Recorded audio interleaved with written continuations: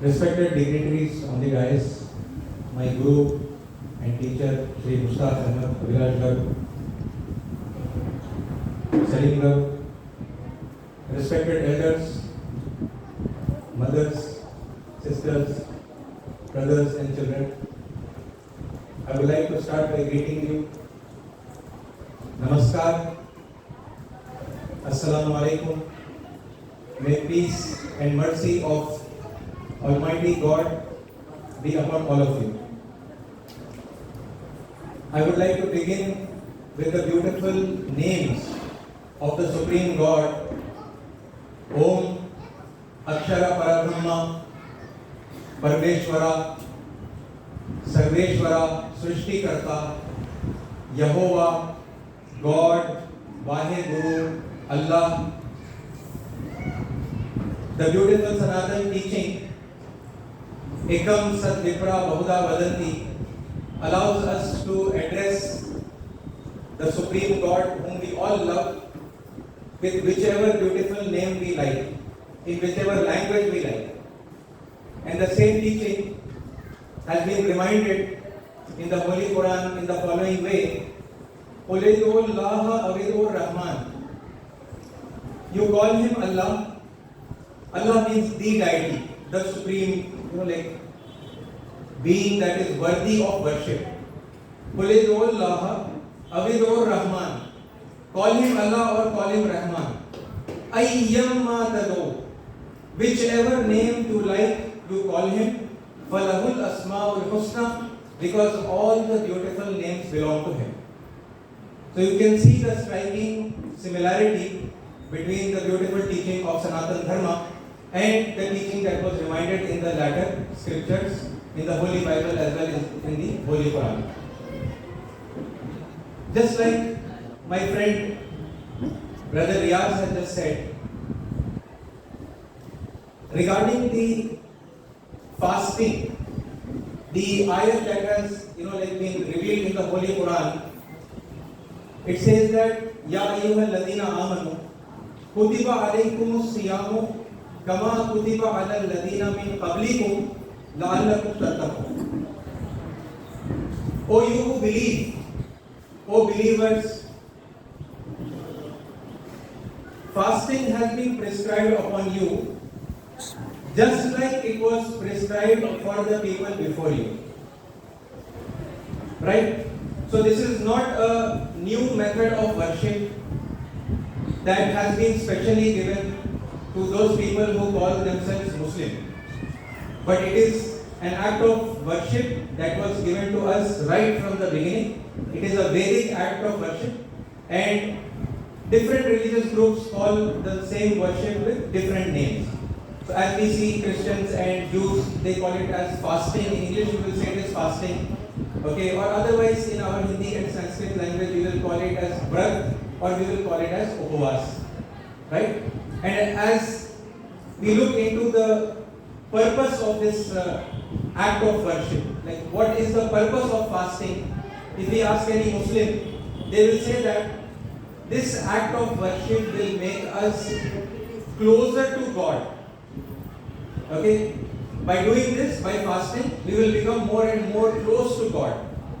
And the very meaning of the term Upavas is giving us the same message. Up means to be next to, and Vas means to live. And when we say Upavas in the religious context, it means to be very close to God, to live next to God or very close to God. So Upavas, the very ancient teaching, has been reminded again and again to all the people throughout the history of humanity, and it was reminded in this Arabic terminology by the name of Saum. Okay, that is fasting is called Saum in Arabic. It was reminded, to all the people. Another very important point that I would like to highlight is, like, people who call themselves Muslim. Muslim means one who submits his or her will to the will of God. And that is also the meaning of the term Islam. Islam means submission. So was submission to the Almighty God, to Akshara Parabrahma Parmeshwara, taught by Prophet Muhammad for the very first time 1400 years ago? We will see that no, that was the way of life prescribed to all mankind. God Almighty always wanted people to submit their will to the will of God. Right? And in Arabic, this submission is called as Islam, and the person who submits their will is called in Arabic as Muslim. Right? So to be obedient to God, right, is called as to be Muslim. The same teaching, okay, like I'll recite from the Quran first, and then like we take a look at the beautiful teaching of the Bhagavad Gita. So in the Quran, God says, Ya ayyuhal ladhina amanu dkhulu fis silmi kaffa. O you who believe, enter completely into submission. Which means do not submit partially, right? And do not be arrogant and people who want to do their own will and wish in some parts of your life. So submitting in some parts to the will of the Creator, being obedient to Him partly, and then partly being disobedient. You should not behave like that. If you are a true believer, if you are a true astik, right? Mu'min, we call it Arabic mu'min. So what do you have to do? God Almighty commands that you should submit your will completely to the will of God. Okay? Generally, Muslims will say enter completely into Islam. Okay, so Islam means submission, so surrender completely to the will of God. Okay, this is what has been said in the Quran. And it is so delightful and remarkable that this very teaching is there in the Holy Bhagavad Gita. Okay, so in Adhyay number 18, Shlok number 62, Sri Krishna is giving an instruction to Arjun. Okay, and what is he saying? Tameva sharanam gacha sarva bhavena bharata tat prasada param shantin sthanam prapsyasi shashvata. Shri Krishna is giving this instruction to Shri Arjuna. Seek refuge in Him alone with all your heart, O Bharata. Bharata is a beautiful name, many beautiful names have been given to Shri Arjuna. So in this case, Shri Krishna uses this name. So what is he saying? Seek refuge in Him alone with all your heart, O Bharata. And by the grace of that Paramatma, that Almighty, you will attain everlasting peace and the eternal abode.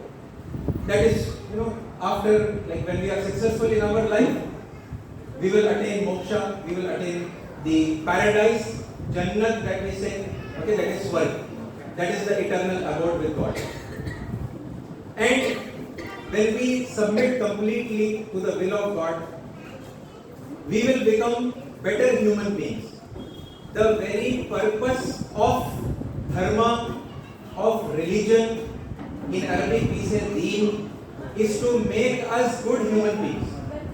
If we are religious, but at the same time we are not good human beings, we have an evil character, then being religious makes no sense at all. And that is why, and we see that unfortunately we see a lot of times, this has become very common in the whole world right now, that people who profess to follow some religion, they are very stringent, very strict about religion. You will find most of them to be the most evil, and they will be sowing the seeds of hatred and separatism in the hearts of people. And does Dharma teach that? Dharma does not teach that. Dharma teaches the exactly opposite. It teaches us unity, it teaches us love. And because a lot of people who come from the religious background, whether Muslim community, Christian community, Hindu community, any community, when they are seeing this hatred and separatism that is being created in the name of God, in the name of religion, they are choosing to become atheist or agnostic, and they don't want anything to do with the religion. They will remain Muslim, they will remain Christian or Hindu for namesake, because we are there in one society. We have to get a job, settle down, okay, get married and all that. So they may be associated with the religion, but from their hearts religion has gone, Okay, the respect and value of religion has gone because of this, bad practices. And you will find people saying that the best religion is humanity. Right? Why have they had to separate humanity from religion and say that we don't want these, but humanity is the best religion? Why? Because the religion in practice in the lives of people have actually become completely disconnected from humanity. And when we go back to the scriptures where the true teachings are still there, very much alive, very much secure, we will find that religion teaches us about humanity. And if there is no humanity, then actually there is no religion. Right? So, let us make a resolve to discover and share these similarities, because when we look at the dharma nowadays, we find Sanatana Dharma is completely different, Judaism is completely different religion, Christianity is a different religion, Islam is a different religion.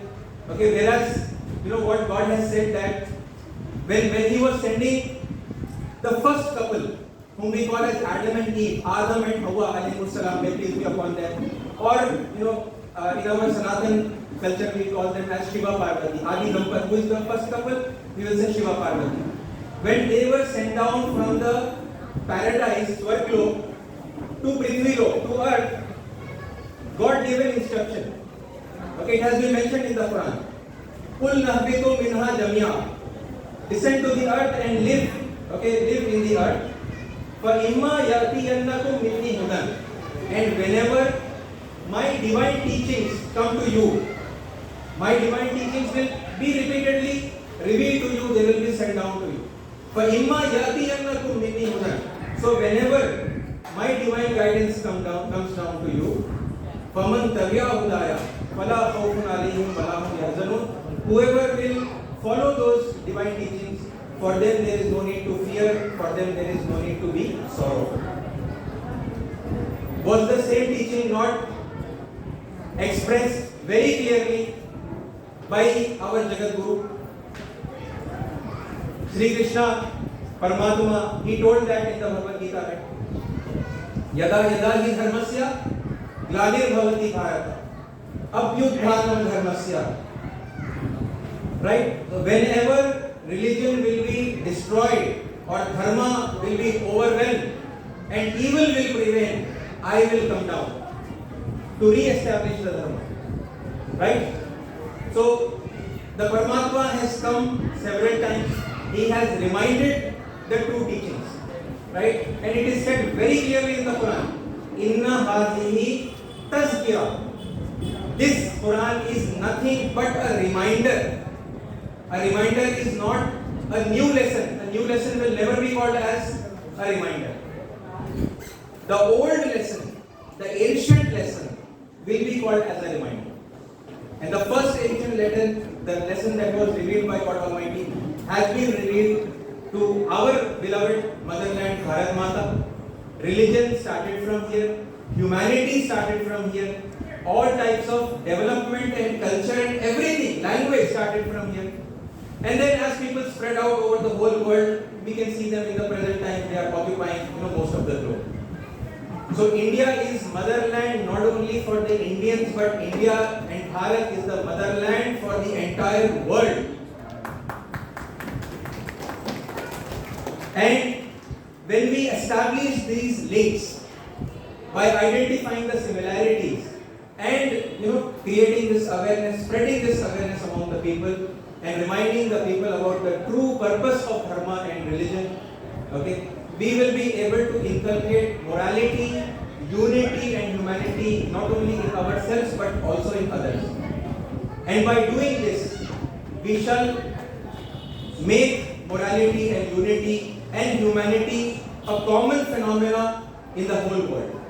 I pray to God Almighty on this occasion that He grant us and our entire country the capability to revive the humanity, to revive the morality, not only in our own country, but also to give our country back the same position that it once had in the whole world we were Vishwaguru.